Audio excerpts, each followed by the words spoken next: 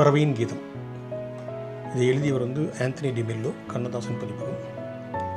இது எழுதிய அந்த ஆசிரியர் ஒரு கிறித்துவ பாதிரியார். அவர் பிரசங்கம் செய்யும்போது நிறைய கதைகள் சொல்லுவார். அந்த கதைகள் எல்லாம் தொகுத்து ஏன் ஒரு புத்தகமாக வெளியிடக்கூடாது என்று அவருடைய நண்பர்கள் கேட்டனர். அதற்கான ஏற்பாடுகளும் நடந்தது. அந்த நடந்து கொண்டிருக்கும் போது அவர் அமெரிக்காவிற்கு ஒரு பயணமாக சென்றார். அதற்குள்ளே அங்கேயே இறந்து விட்டார். புத்தகமாக பிரசுரிக்கப்பட்டது.